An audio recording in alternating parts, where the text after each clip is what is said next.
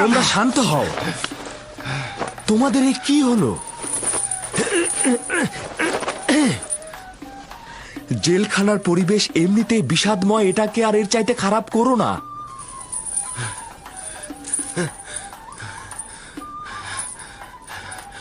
আমরা দুই বোকা যারা চাচ্ছিলাম আমেনহোতেপকে হত্যা করব।